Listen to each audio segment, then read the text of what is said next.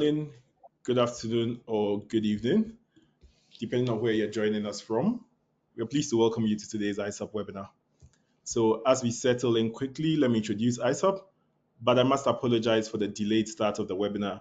There were a few technical glitches that we had to address at the back end. So, ISSUP is a membership organization with over 40,000 members working worldwide in the fields of substance use prevention, treatment, and recovery support. Now, the vision of ISUP is that a future where living safer, healthier lives is a priority, and where everyone has access to ethical substance use prevention, treatment, and recovery support. Basically, a future where better lives are possible for millions of people. My name is Radolf Norte, the regional coordinator for Africa at ISUP, and I'll be co-moderating this online event with Goodman Sibeko, who is our scientific advisor. So today we'll be looking at the 2025 UNODC World Drug Report with a special focus on Africa. In July, we had a global overview with UNODC's Giovanna Campello. This session takes that further, zooming in on how Africa is being affected by shifting drug markets, new patterns of use, and evolving trafficking routes. Now, we are joined by representatives from the UNODC Regional Office for West and Central Africa, the African Union Commission, and a speaker from one of our ISUP national chapters who will share perspectives from the field. Together, we'll unpack what these trends mean for policy, practice, and the future of drug control across the continent. Before we begin, just a few quick points to ensure your participation is smooth and seamless. Unfortunately, we are not able to provide French interpretation as originally advertised due to a few, then again, technical glitches. We are sorry for that, and hopefully with the recording that would follow, would be able to provide some French subtitles. Now, you can submit your questions anytime in the questions pane of the webinar interface, but please note that we'll address them during the Q&A session at the end. And the recording will be available to watch on demand, and a certificate of participation will be sent to you within 24 hours. So thank you once again for being here with us today, and now I'll hand over to my co-moderator, Goodman, to take it up from here. Thank you, Radolf. Welcome, colleagues. Thank you so much for joining us. We're super excited for this panel today. Our first speaker is going to be Dr. Anselm Simon Sanu, who's going to walk us through some key highlights from the UNODC World Drug Report 2025, focusing on trends and developments which are relevant to Africa. So he's going to really focus on emerging patterns in drug production, trafficking, and consumption within the continent, and look at how these compare to global trends. Dr. Anselme is a medical epidemiologist with over 15 years experience in international health. He leads the Health and Drug Demand Reduction Unit at the UNODC's Regional Office for West and Central Africa and coordinates programs on prevention, treatment, and drug information systems. He holds a PhD in international health and epidemiology. With that, handing over to you, Dr. Anselm.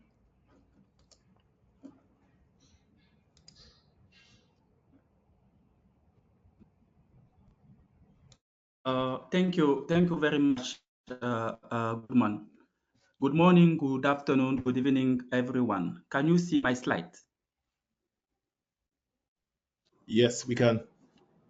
Okay, so it is a great pleasure for me to present some of the key highlights from the World Drug Report 2025 on trend and development relevant to Africa.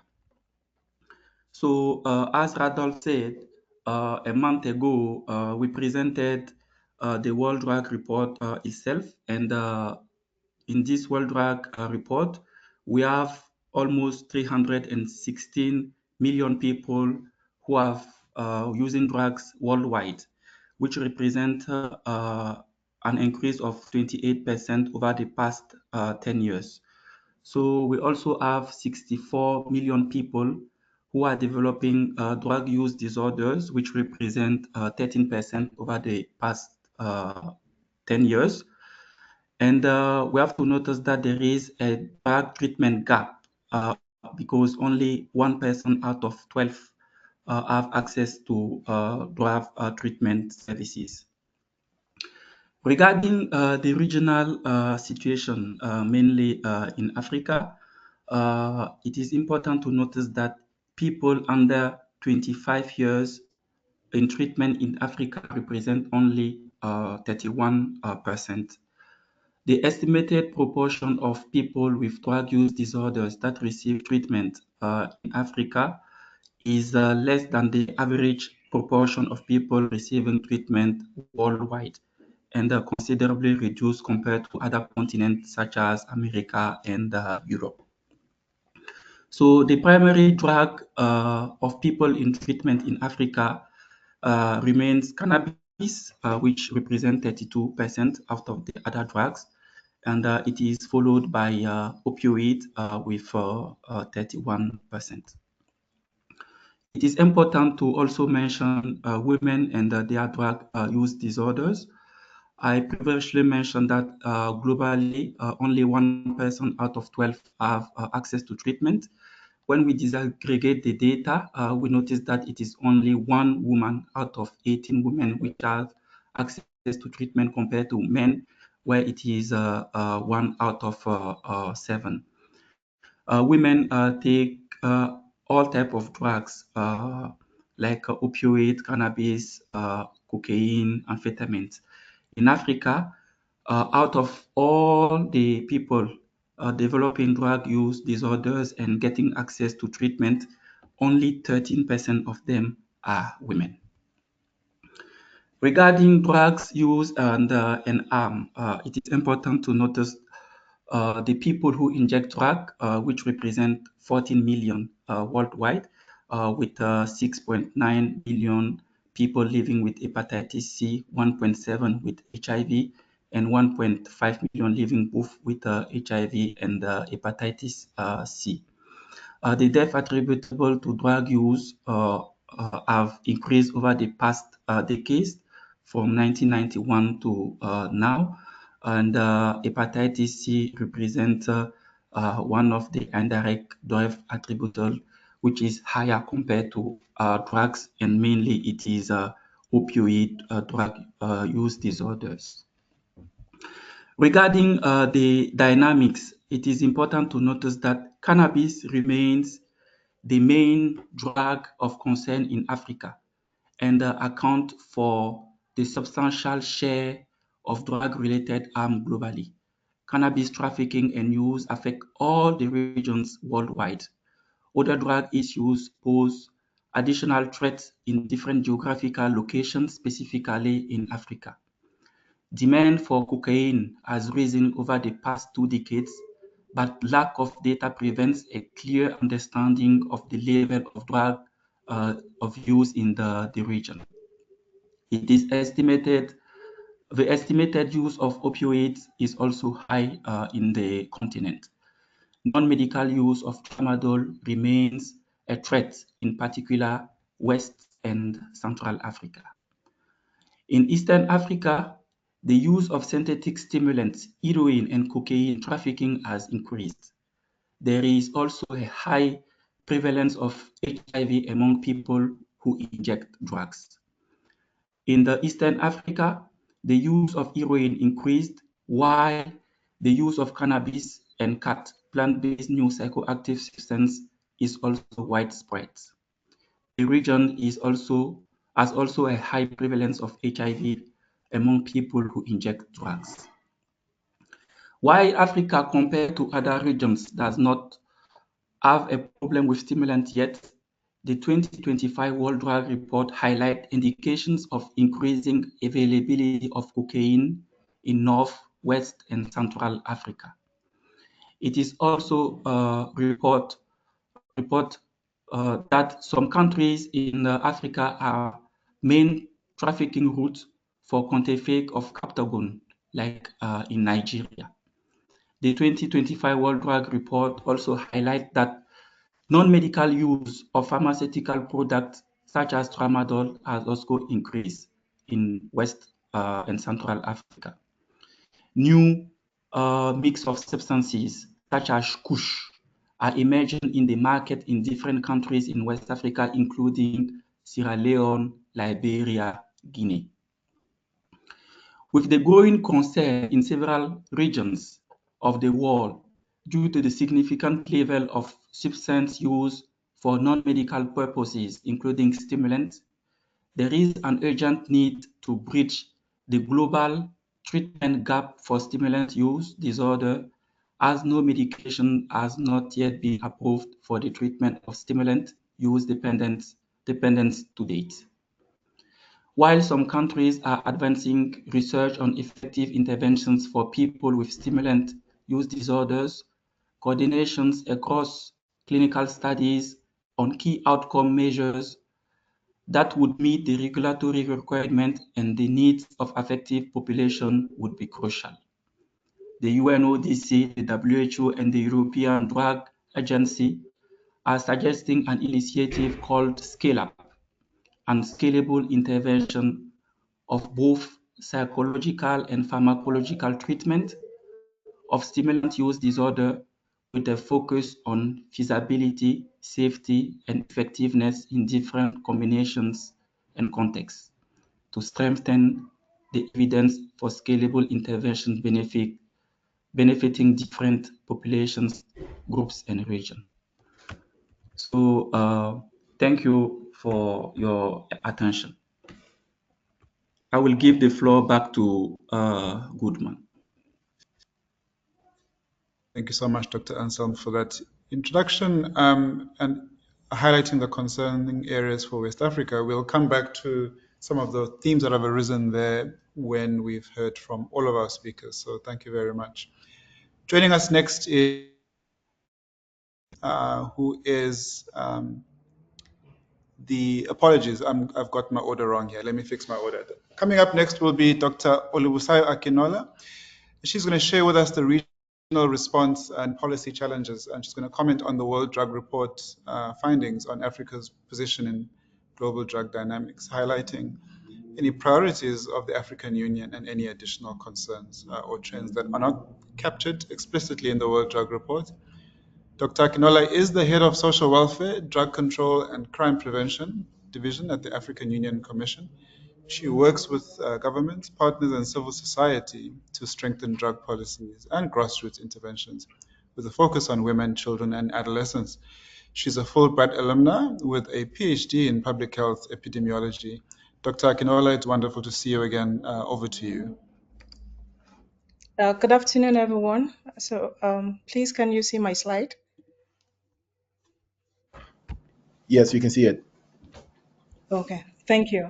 Good afternoon once again, everyone, or good day, depending on where you are. As introduced, my name is Akinola Olubusayo, and I'll just be giving also a few of statistics and trends. But I think my work is now made easier by the first presenter.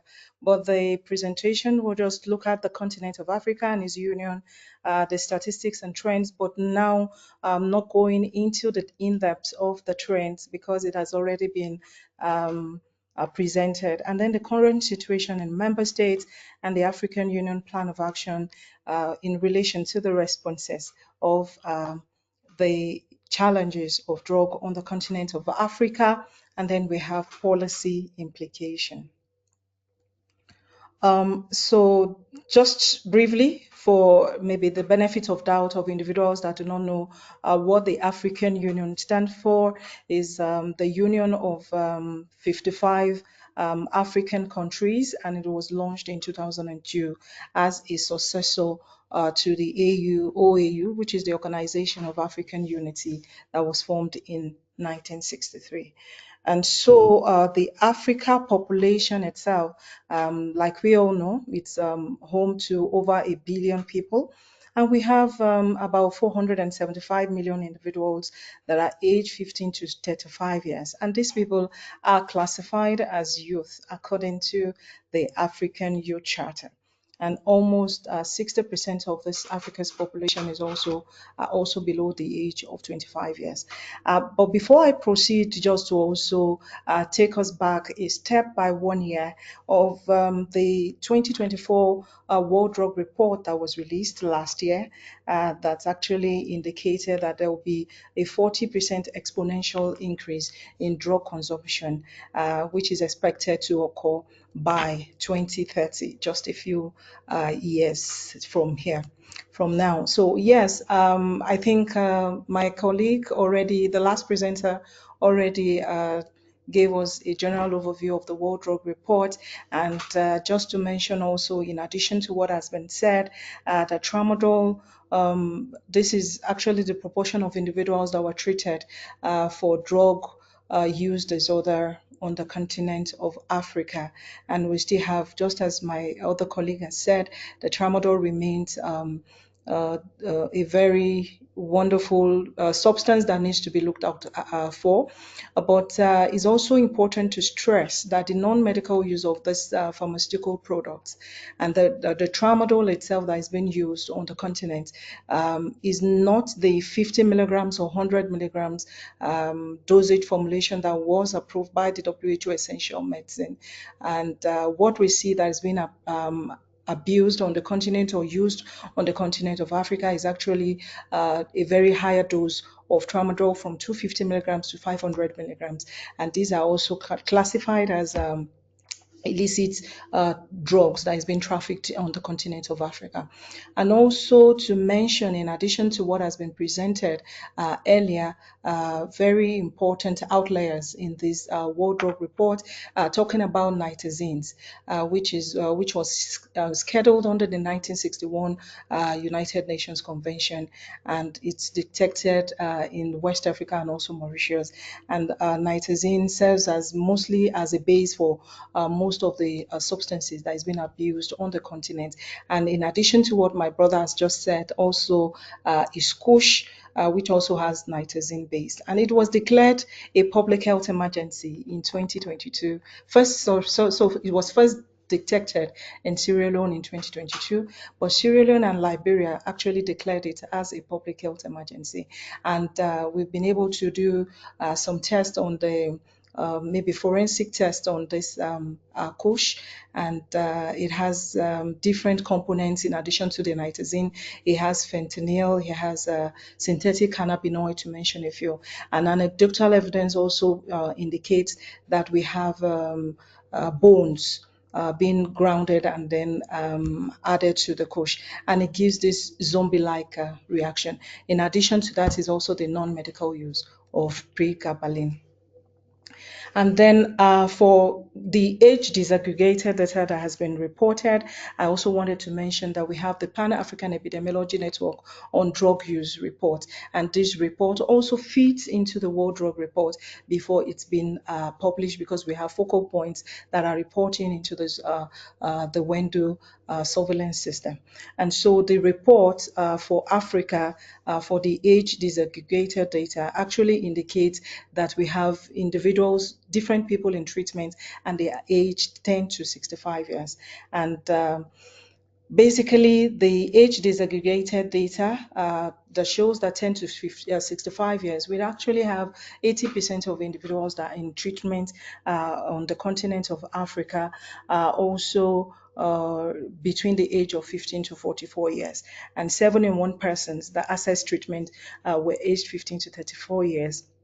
And these are also classified as youth, according to the African Youth Charter. And we also have some people in treatment 10 to 14 years. But it's interesting to note that 3 countries reported individuals or children as young as 9 years already in treatment for substance use disorder. And these also allow us to know that early initiation occurs in some settings with the individuals going into treatment at the age of 9.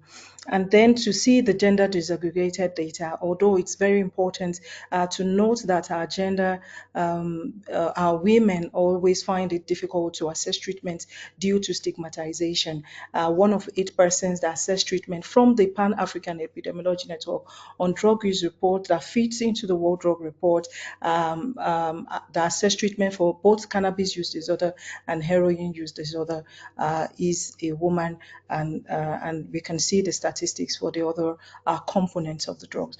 And then this also data for policy implication to be able to effectively tackle the challenges on the continent. We also looked at the educational status of the treatment entrance and also the occupation of this treatment entrance.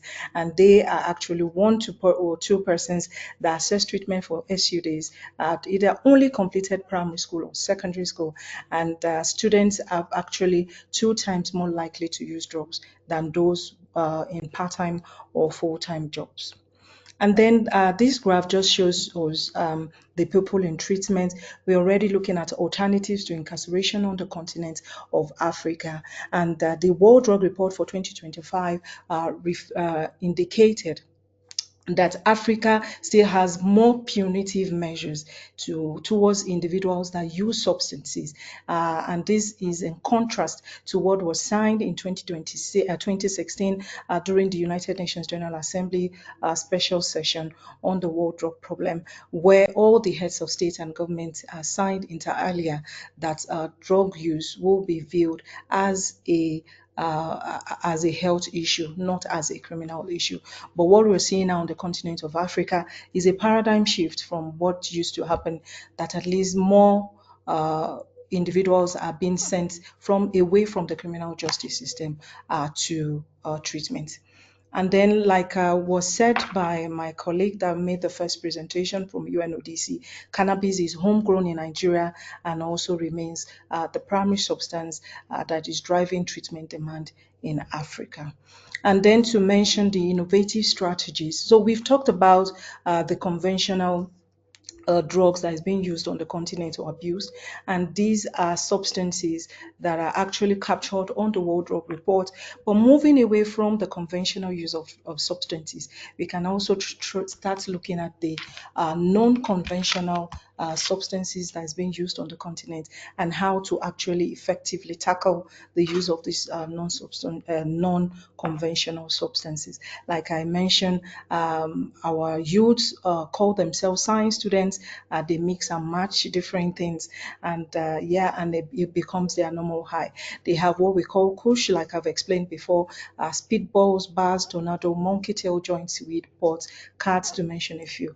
They also store their urine, and then for like some days, and it becomes concentrated ammonia, and then they exhale this. They sometimes exhume bones, like I mentioned, and also dung of wall gecko and the green algae are also their normal eye. So I think it's time that our policy now needs to start diverting from the use of the conventional substances and now to effectively tackle the non-conventional substances, because they are also anecdotal evidence and might not also be captured on the World Drug Report. And then to mention the treatment barriers that individuals that on the continent find it very difficult to access treatment due to stigma. Treatment are not available in some quarters, and there are no effective information, and some of them cannot afford treatment. And then what are the African Union, what are our responses to these challenges that we're facing on the continent of Africa? And we have a policy document that is called the African Union Plan of Action on Drug Control and Crime Prevention. And it looks at this particular policy document tends to look generally on how to improve the health, the security, and socioeconomic well-being of the people of Africa. It's anchored on 9 different pillars, and it also uses a multi-sectoral balanced approach, because we believe when there's no supply, there will be no demand. And these are the 9 pillars, which I will not bore us with. And then we are into the African Union response also talks about prevention, treatment, rehabilitation, recovery and care, and also reintegration into the mainstream society, and evidence-based harm reduction services. And then just to touch base on a very few achievements that we've been able to few things that we've been able to achieve on the continent, and that is the establishment of the surveillance systems that capture real-time information on the trends of illicit drug that is being trafficked, and also drug demand reduction treatment data. And we've enhanced capacity of our drug demand experts and also treatment experts in collaboration with Colombo Plan, UPC, on universal prevention curriculum, treatment curriculum, and recovery curriculum, to mention a few. And we've also had different high-level engagements, and that culminated into the declaration, that is the Cairo Declaration, and also the Lusaka Declaration. We've also been able to incorporate our traditional leaders and religious leaders into drug use prevention and treatment, because we believe they are the custodian of cultures, and most of the time our youth and our citizens tend to trust more on maybe their religious leaders or their cultural leaders.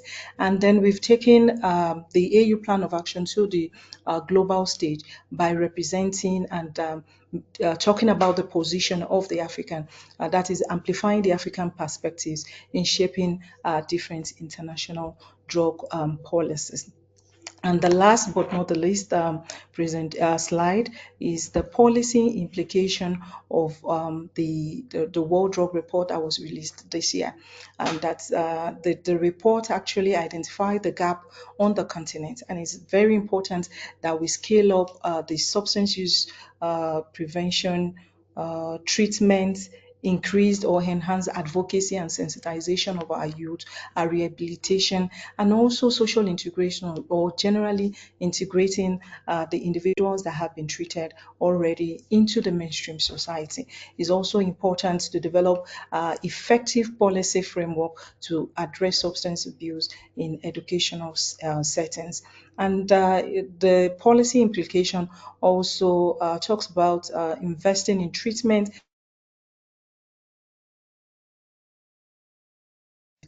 and also enhance age-appropriate, gender-specific, continent-specific treatment programs, and shift policy from punitive measures to health-centered and evidence-based approach, while enhancing regional cooperation and addressing illicit trafficking and related transnational organized crime, because it is believed that when there is no demand or when there is no supply, there will be no demand. I thank you. Dr. Akinola, thank you very much for providing an overview again of some of the drugs of concern. And we'll do a summary right after the last speaker has spoken. And of course, providing us with the guidance in terms of the guiding documents for the African Union and the African continent. And we'll do some more reflections on that shortly. So thank you very much. Our final panelist is Dr. Martin Ogogwe. Dr. Martin, I almost brought you in way too soon. I apologize. Now it's your turn. Dr. Martin is going to provide us the national chapter perspective, where he's going to share some observations from the country level, including some emerging substances, evolving drug use trends, and any notable gaps that he feels we should know about. Dr. Martin Ogogwe is the founder and executive director of the Global Initiative on Substance Use, that's GISA, and the national president of ISSUP Nigeria. He's a global trainer and a Fulbright fellow who's got over 29 years experience in drug control, contributed to the UNODC for prevention standards, and serves as assistant professor in psychology at the Virginia Commonwealth University. Dr. Martin, over to you, sir. Thank you very much, Goodman. Good day, everyone, and thank you for joining us. Let me start by saying that the World Drug Report has given us the bigger picture of the drug situation. But how may this be a reflection of different from across countries in Africa, and particularly in Nigeria? For example, the World Drug Report tells us about the increased prevalence in cocaine use. But is that what it is in most countries of Africa? This may not reflect the exact situation in Nigeria, but of course, it is an early warning sign. Yes, high prevalence in the use of methamphetamine and tramadol in Africa have been highlighted. This, I must say, reflects the situation in Nigeria. For example, in a recent study among people who use drugs, there is a significant increase in the use of methamphetamine from 0.6% in 2017 to about 38% in 2024. Similarly, there is an increase in the non-medical use of tramadol from 32% in 2017 to about 37% in 2024. Experts are also observing an increase in the use of synthetic cannabinoid, plant-based synthetic drugs, and non-conventional drugs, most of which are not reported in the World Drug Report. Dr. Akinola actually made reference to some of these non-conventional drugs.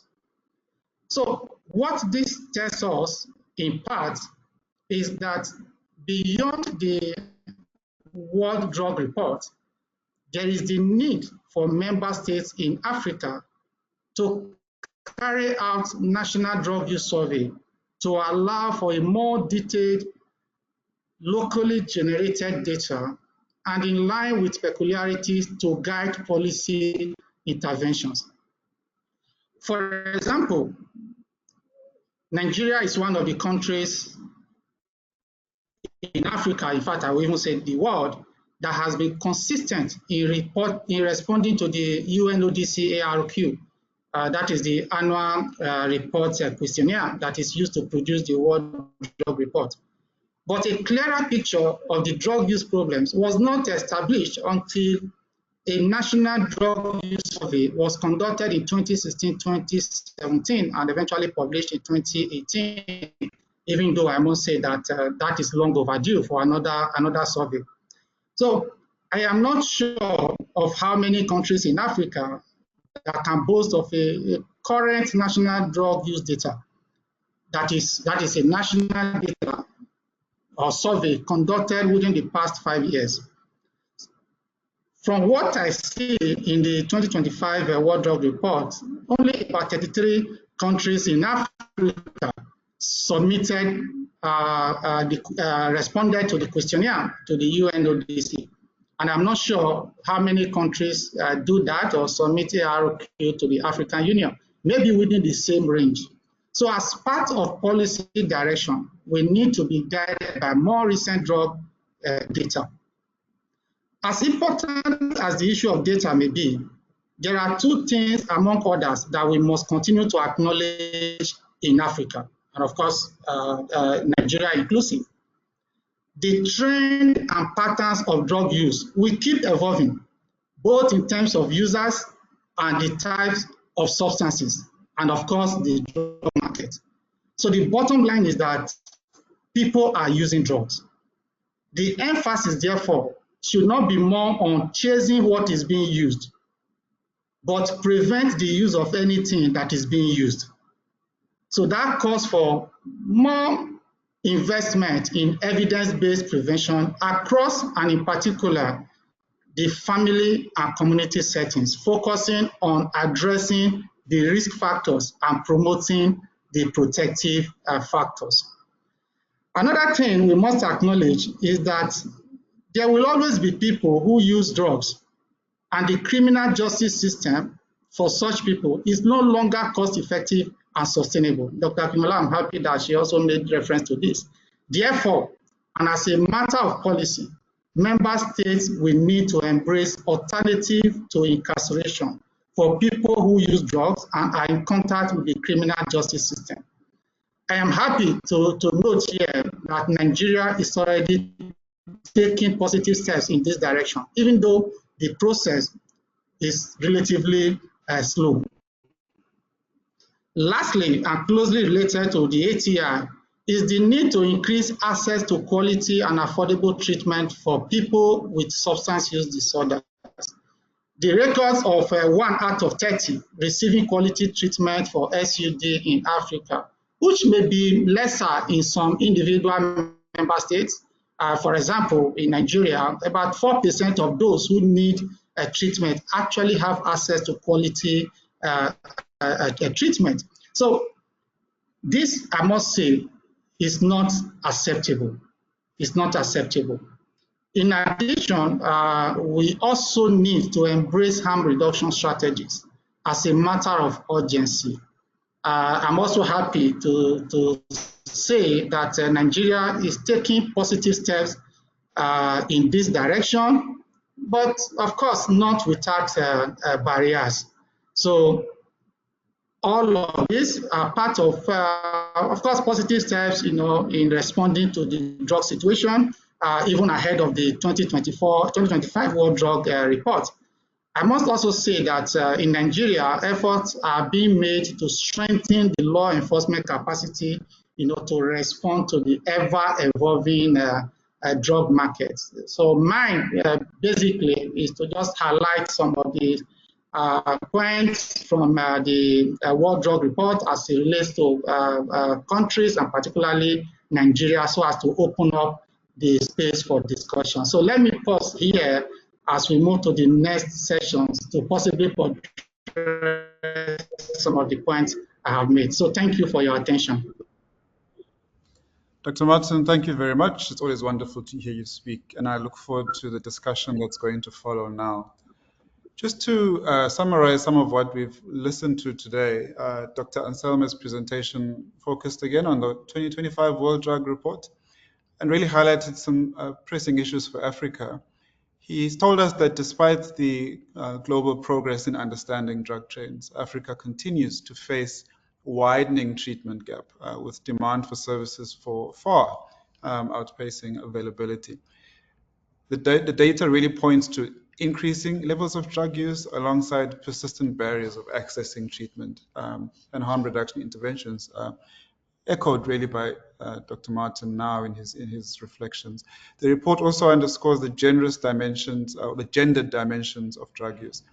So women are often experiencing unique vulnerabilities, and I just did a talk about this a couple of hours ago this morning, yet remaining underserved by existing systems of care, something we really need to think about. And similarly, the health and social harms that are linked to drug use remain a major concern, especially in spaces where the healthcare system is already quite strained, and that's in most parts of Africa. Another critical theme that came out in Dr. Ansama's presentation are the local dynamics of trafficking and consumption. We are aware that Africa has really changed from being a transit region to being an international drug market. And so increasingly important as a consumer market, something for us to really remain cognizant of, with shifting routes and emerging substances shaping the patterns of use. So areas that really need urgent attention, according to Dr. Ansami, are expanding access to evidence-based treatment, strengthening gender-sensitive and youth-focused interventions, and enhancing regional cooperation to address trafficking and involving drug markets. And again, echoing what Dr. Martin mentioned now, is really the need to improve data collection and monitoring to inform policy and practice. Then we had Dr. Olubusai Akinola, who presented on the African Union's response, highlighting some of the urgent and complex realities of substance use across the continent. We are a young continent, with nearly 60% of the continent, the population being under 25. And this is, of course, both an opportunity and a challenge. The rising rates of substance use, which are predicted to grow by 40% by 2030, really bring home the urgency of this challenge for us. Dr. Akinola also highlighted the fact that the data is pointing to shifting substance patterns. She mentioned tramadol and other synthetic pharmaceuticals that are starting to emerge as major drugs of concern alongside cannabis and heroin, while the youth-driven experimentation with unconventional substances reflects adaptability of the local drug markets. The age disaggregated findings Dr. Ekinola showed us, they show that substance use disorders often begin early, with treatment seekers as young as 10 years old. It's really, really concerning. Gender disparities are also evident at the continental level, with women representing a smaller proportion of those in treatment. We saw some of that data presented by Dr. Anselm, reflecting the difference in 1 in 18 versus 1 in 7. It's a really concerning difference. However, the African Union is not sitting without a plan. So we do have the African Union Action Plan of Drug Control and Crime Prevention, which is geared towards providing a balanced and integrated framework rooted in the 9 policy pillars that span supply reduction, demand reduction, harm reduction, and importantly, regional and continental cooperation. Thank you, Dr. Akinola, for highlighting the achievements. It's important for us, even when we complain about the dire state of things to remember where we've won. So some of the achievements include building an epidemiological system in 35 member states and training over 6,000 prevention and treatment professionals, strengthening partnerships with traditional and religious leaders. I know there's some exciting programs underway now. And importantly, the African Union has ensured that African voice is heard and increasingly shapes the way drug policy debates are shifting. Some implications are, Dr. Akinola highlighted, was about scaling up evidence-based prevention and treatment, shifting away from punitive measures, expanding regional cooperation, and investing in social reintegration and educational settings. Dr. Martin, thank you for your presentation. And thank you for the warning that, in fact, some of the concerns that we're seeing on the continental and on the global trends may not necessarily always reflect the situation in country, but should serve as a warning for us and should help us start to think about how do we start preparing ourselves for when we see a rise in these substances in our own context. You highlighted the increase in tramadol use in Nigeria. And you also highlighted that there is a need for local drug observatories and data collection mechanisms, and that a lot of countries aren't really providing sufficient information and responding to the UNODC questionnaires, which is currently our most reliable mechanism for collecting data. And so in terms of people using drugs, I think what I picked up from what Dr. Martin was highlighting is that it's important for us to focus on general prevention, because maybe the exact substance of use is less important than the social and societal drivers of substance use, the routes, the trafficking routes, and the increased access to the African continent. Again, something I spoke about earlier today. So we also need to increase the quality of treatment and embrace evidence-based interventions. If I can ask all of our speakers to come back on camera so that we can begin our roundtable discussion. And I'll get us going by perhaps asking the first question to Dr. Anselme. Dr. Anselme, given your role at the UNODC, what opportunities would you see for better data and monitoring systems to support evidence-based responses in Africa?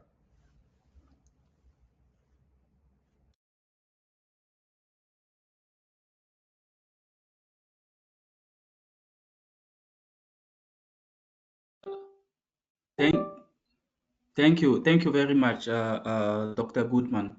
So I would like to thank all of the presenters, Dr. Akinola, Dr. Martin, and you, Dr. Goodman, for this fruitful presentation, giving an overview of the situation in Africa.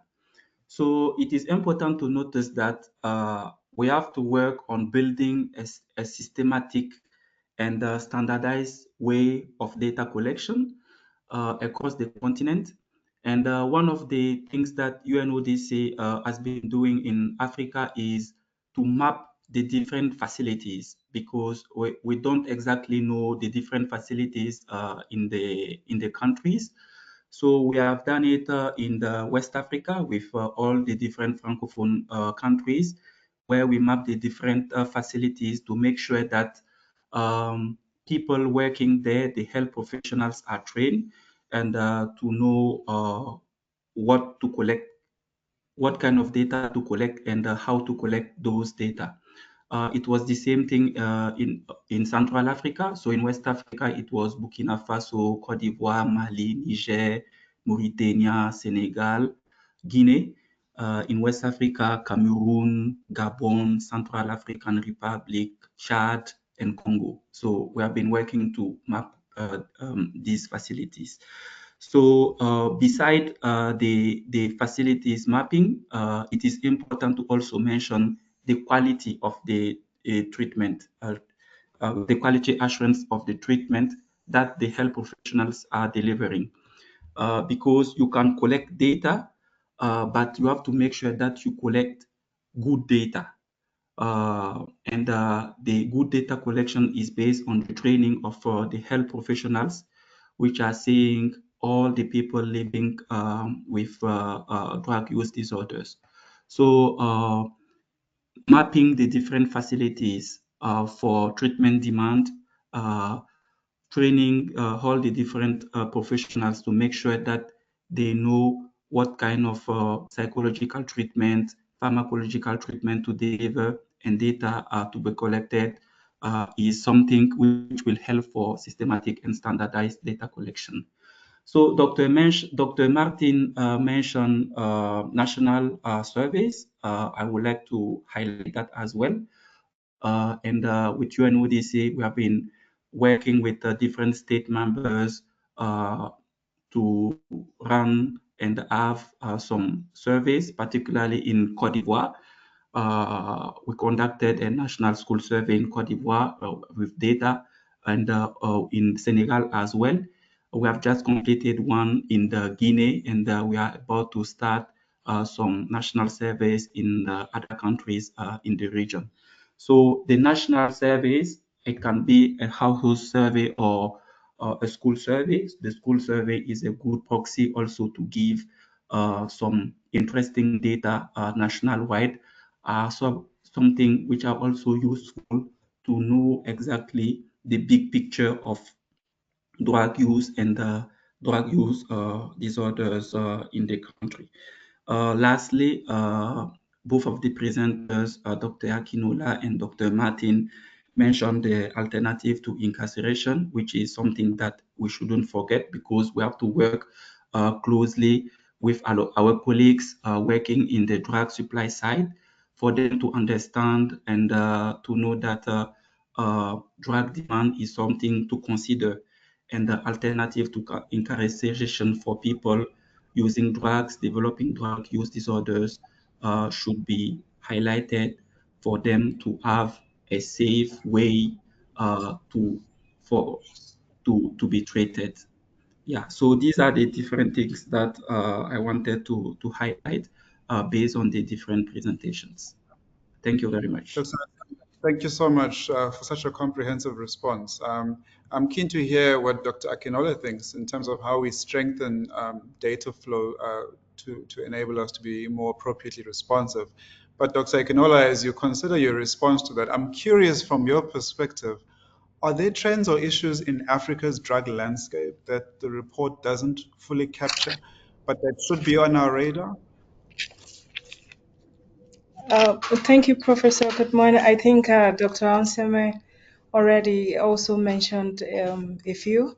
Luckily, I am currently here in Botswana for a high-level consultation, and we've been talking about how to ensure we have effective data on the continent, which has already been alluded to. And I was speaking with Dr. Angela Mee and the entire team. Sincere apologies for that.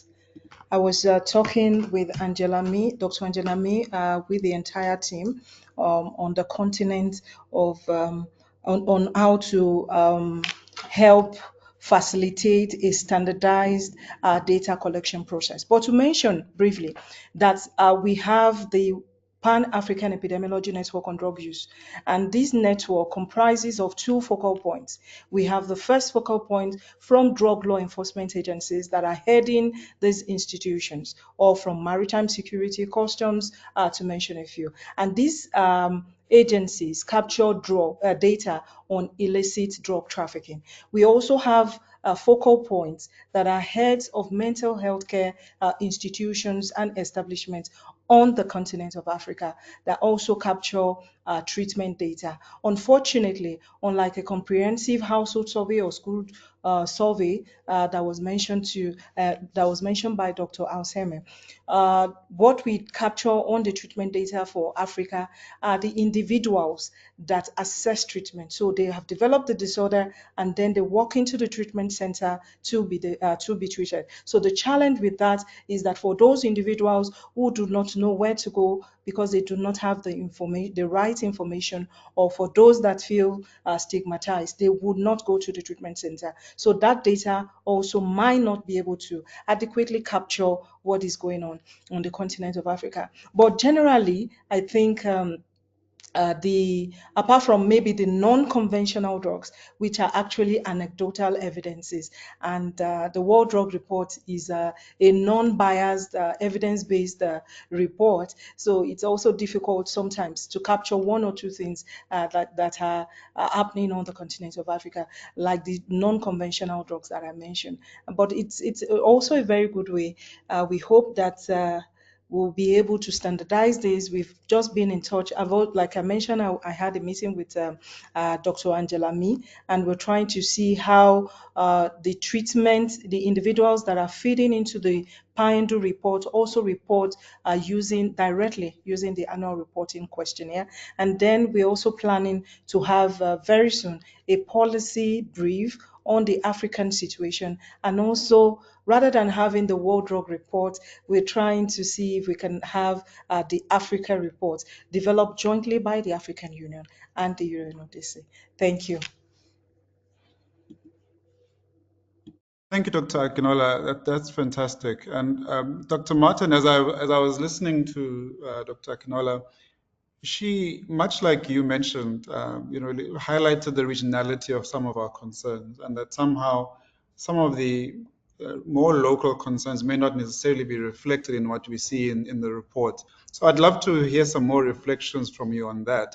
And as you think about that, maybe you could also give us your sense of how do you think national chapters like ISSUP Nigeria can help bridge the gap between global evidence and local implementation. You can extend that to data collection as well.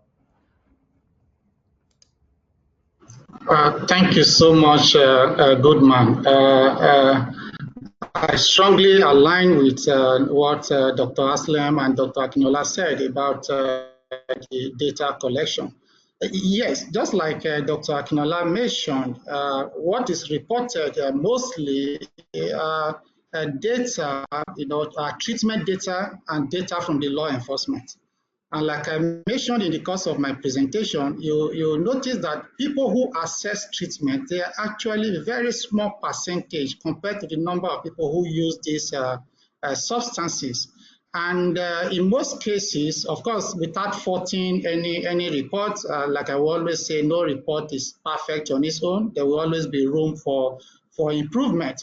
But what it boils down to is that some of the substances being used might be lost because those who use them may not access treatment. And let us also not forget that not everyone who goes for treatment that you do some tests to establish the kind of drug or substance that the individual used. And again, it depends on what the person even tests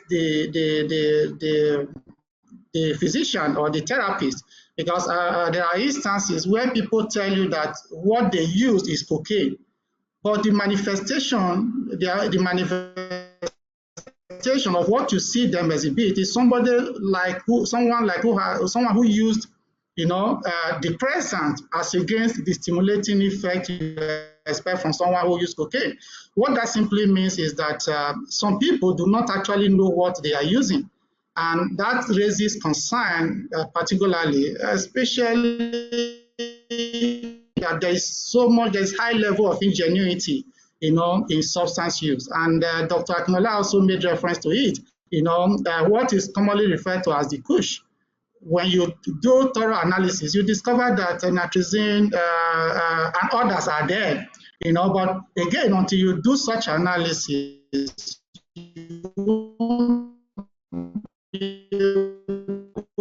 to detect or discover what exactly is being used. So that is part of the gaps I'm making reference to here. It's part of the gaps that I am referring to here, because since we don't have a good number of people who use drugs who access treatment, it is difficult to say exactly what people are using. That is why local data becomes very important. When you scale down from the World Drug Report to the Africa Continent Report to possibly ECOWAS report, then country report, you'll be able to look at some of these details and identify what is being used locally, through maybe national drug use survey and local survey and so on. So from the national chapter, I would say that is one of the strengths of national chapters, ISSUP national chapters, because members cut across different professions and work settings. So that also becomes a local resource for information gathering that can strengthen the national or state data as the case may be. So I strongly believe that ISSUP leaning or leveraging on its broad strength of professional disciplines across board and work setting can help fill this gap. So that would be my response for now. Thank you, Goodman. Thank you, Dr. Martin. So we've got some really great questions and comments from our incredible participants, and we really appreciate your participation. Pili Saria is saying as a comment that Kenya is doing well in evidence-based interventions, but as Africa, our laws remain punitive and criminalize drug use and drug users, despite developments that have been done. And so he feels that there needs to be some policy change and that laws need to shift and punitive measures need to be sort of restricted. And that really, for me, links to a question that's been asked by one of our attendees, which says, let me just find it again, in terms of what specific interventions are currently underway in Africa geared towards alternatives to incarceration. Are there any examples that any of the panelists can share? This is open to all panelists. So anyone can go ahead and unmute. Yeah, thank you, Dr. Goodman. So in Cote d'Ivoire, actually, we have started the process of working with the government of Cote d'Ivoire on the alternative to incarceration measures. So we conducted several missions and activities there to make sure that people from the punitive sites talk to health sites. And it was the first time that judges, for example, in the Cote d'Ivoire, were having meetings on the how to treat people using drugs or developing drug use disorders in a country. So with the support of UNODC, we're able to work on their strategic plan on the drug. And right now, we are working with them on some of the decrees that they are writing to make sure that a person who is using drugs, a person who is developing a drug use disorder, is not systematically considered as a criminal, but as someone who has a health disorder and who needs treatment. And so the discussions and having different meetings between law enforcement people, people in the justice sector, with the people in the health sector.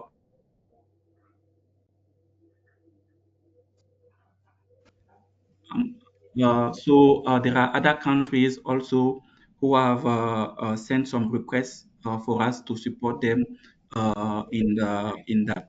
So I work mainly from West and Central Africa, but I also know that in Kenya, with UNODC, our colleagues there, there are some activities there around alternative to incarcerations. So this is an example with Cote d'Ivoire that I can give. Thank you. Professor Goodman, if I may also just quickly respond to the question. Thank you. So the challenges that we're having or we're currently facing on the continent is that we're trying to see what is the permissible limit of the quantity of substance that an individual will be nabbed with for it to be deemed as being trafficked or has been used. So this discussion was also brought to bear during the last, just this concluded continental consultation we just finished yesterday, and where we brought together the different drug law enforcement officers. But now, in addition to that, we brought experts that handle or that deals with alternatives to incarceration, so that they can see why we need the alternatives to incarceration, not to overburden our criminal justice system. And what we are currently doing with the African Union is to develop a model law that is a bit maybe harmonized or standardized, but also respecting the autonomy of the laws in all the member states, because our laws are diverse. We have civil law, Sharia law, common law, and all that these laws are not speaking to each other. And we realize also that when you maybe give a legislation on a particular use of substance, for example, I mentioned earlier, maybe in another presentation, that codeine containing cough syrup was banned in a country, and then the other neighboring countries did not ban codeine containing cough syrup. And what we saw was an influx of codeine containing cough syrup and parallel importation of such. So without this standardization or harmonization of laws is also very, very difficult. But we are currently working with our law enforcement agencies to see what is the permissible limit of a substance that an individual will be nabbed with, for the person to be sent to criminal justice system or sent for treatment, because it's also very difficult. I've heard the challenges that have been discussing with these individuals or our drug law enforcement agency, is that sometimes the criminal elements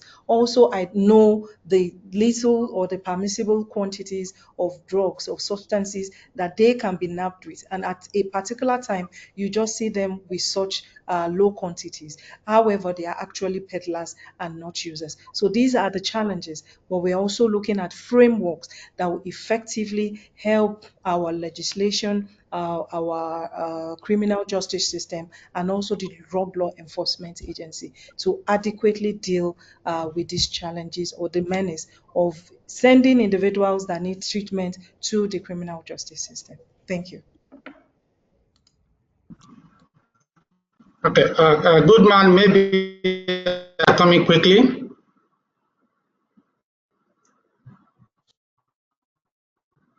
Okay. Yes, I'm happy that Dr. Akinola highlighted the challenges, and also that most of the African member states were at that event to look at how to navigate some of these bottlenecks. But having said that, from the point of interventions, like I reported earlier, that Nigeria has started doing something as regards alternative to incarceration. I am aware, that judges have been trained, or selected judges have been trained in Nigeria. Also, professionals have been trained, to work together to have a good understanding of what alternative to incarceration is, in addition to law enforcement, so that they can work in synergy.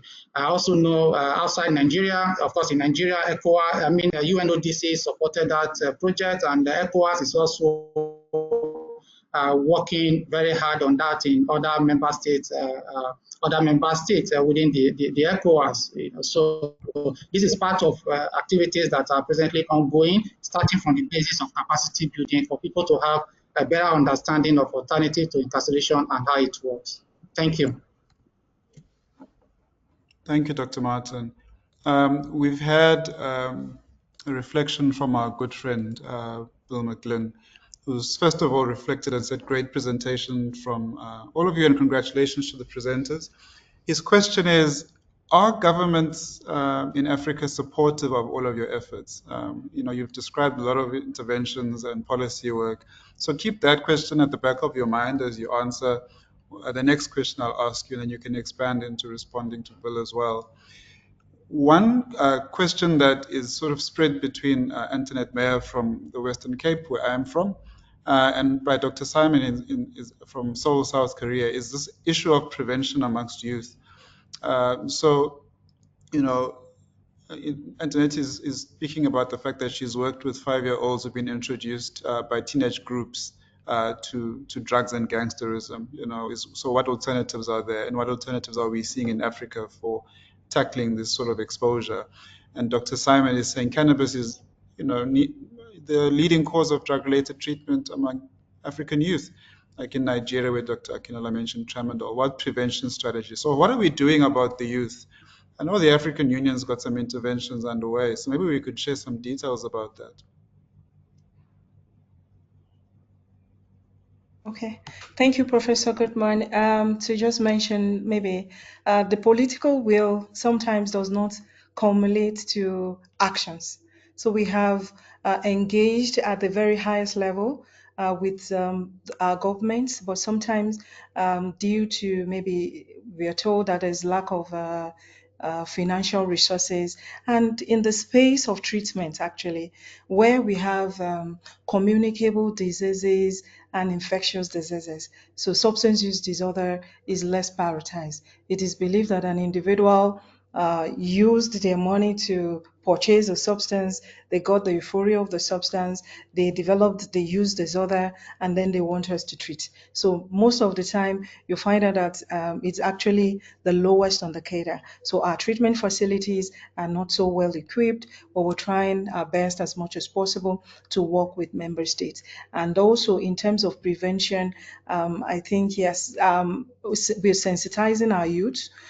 We now have developed like an African Youth Corps on prevention, where we train them on UPC, thanks to ISSUP and our Colombo Plan colleagues. So we just had one meeting in Seychelles. So we bring together experts to train the youths, so they are the direct recipients of the training, and then they become master trainers. And we identify very few of them that can be champions in their country, and then hopefully be able to change the tide and then the trends of illicit drug trafficking. It's also very difficult because prevention, sensitization, advocacy, these are programs that are very difficult to measure the effectiveness. We do sensitization, but and prevention, the effectiveness is always very difficult. How many people have been sensitized, and how many people are actually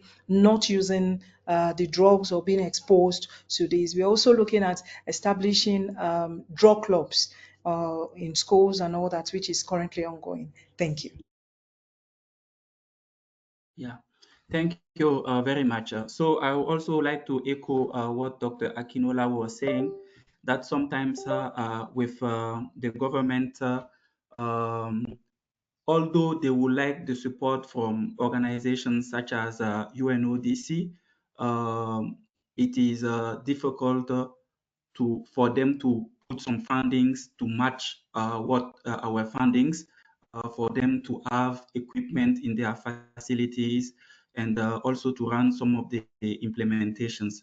However, they are always ready to provide like people from their ministries to engage with us and make sure that all the things that we would like to implement in the countries are based on also their local context, so that we make sure that it is contextualized based on what we would like to do.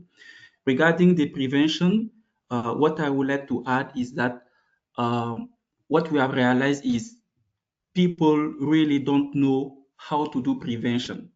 They think that they know, and that they have been trying to apply what worked in the several years in infectious diseases, trying to apply the prevention measures from infectious diseases to prevention of not using the substances.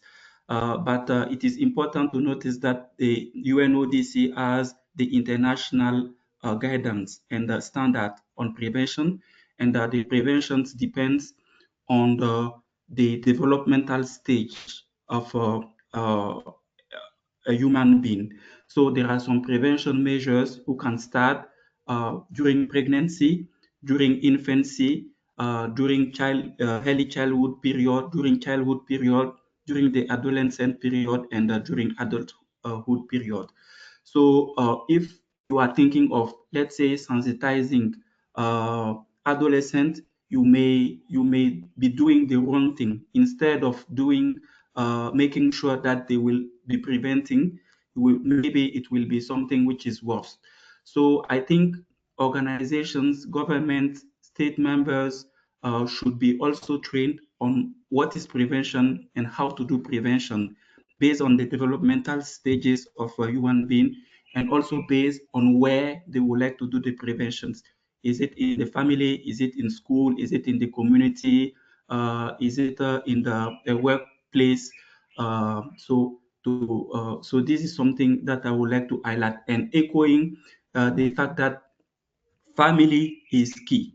So all the drug problems that we have start with the family, to make sure that in prevention we build a good family system for our kids, the different kids around the world, uh, the interaction with their parents.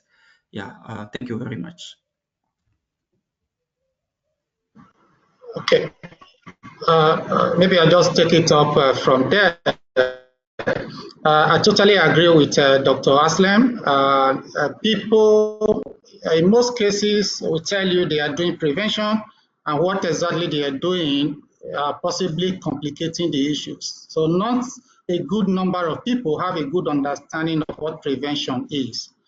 And like I will always tell people, prevention starts, or prevention, substance use prevention starts from when the child is in the womb across the developmental stages. And one of the things I have observed over time is that our attention is usually on the youth, while we're talking about prevention, forgetting about the risk factors surrounding the individual, the youth we are talking about.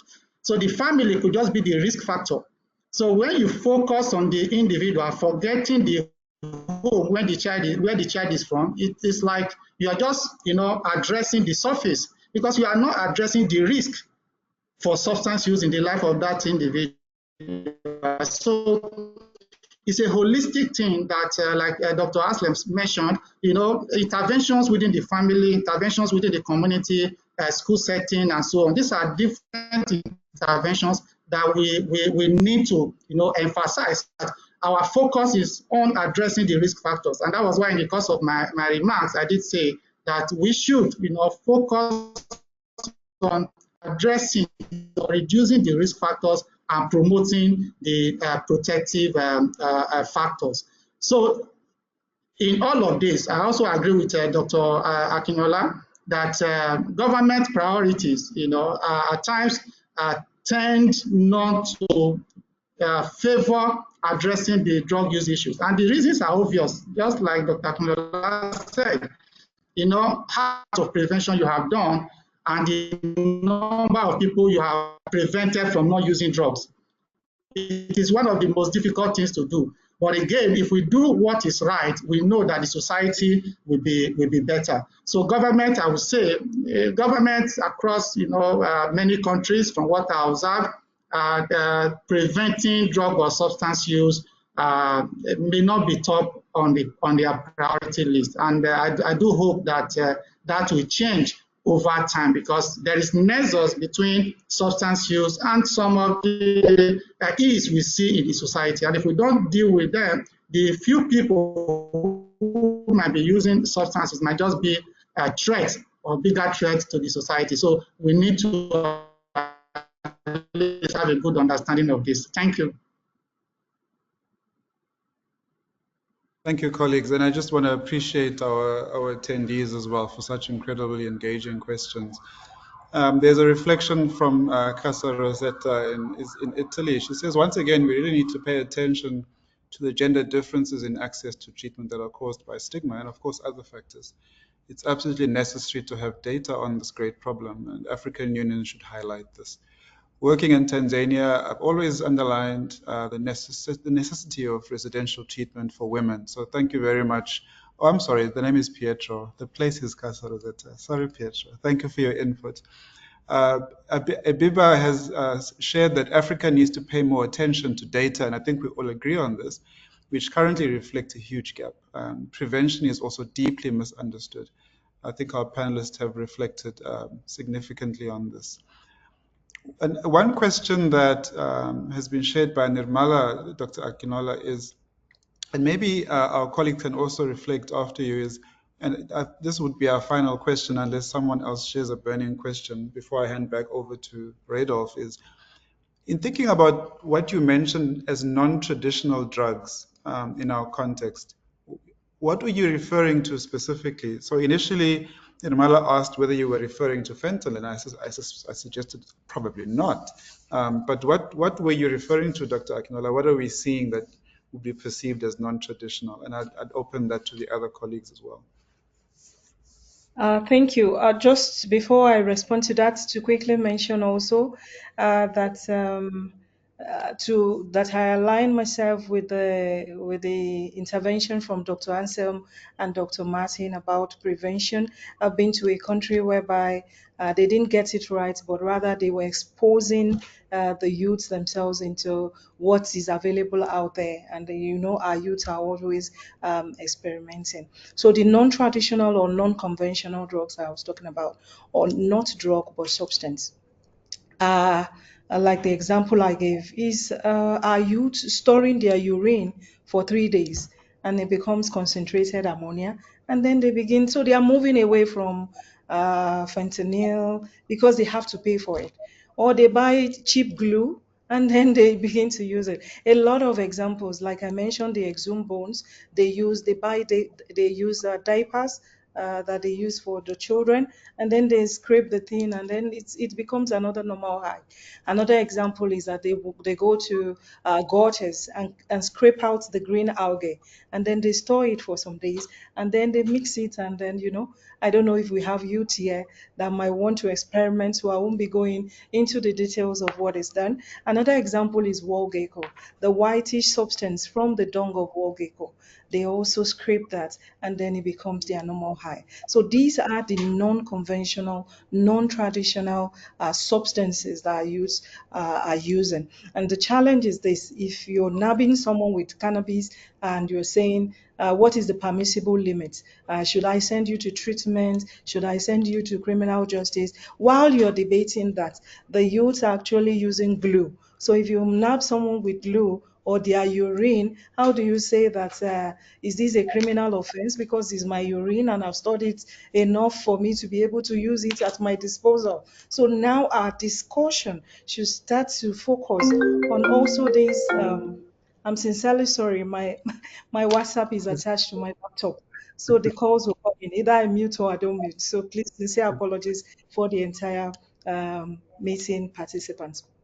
And so these are the challenges. So how do we address this non-conventional, non-traditional use of drug? If we are having a model law, are we going to include urine in our laws? Is World Drug Report actually going to capture the use of urine, the use of wall gecko, the use of green algae, standing, watching the going to the morgue or the mortuary or somewhere and exhuming bones and then grinding it and becoming the normal high?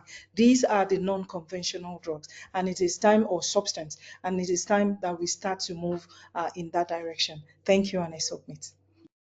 Thank you, Dr. Akinola. So, Dr. Martin and Dr. Anselm, we've got like a minute before Radolf is going to start shouting at me. Do you have any inputs before we move to Radolf?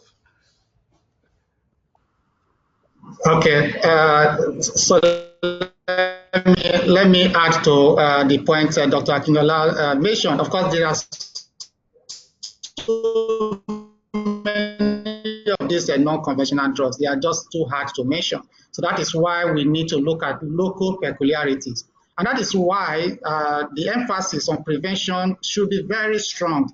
Reason being that studies have made us to understand that the norm in substance use, or the trend in substance use, is usually polydrug use.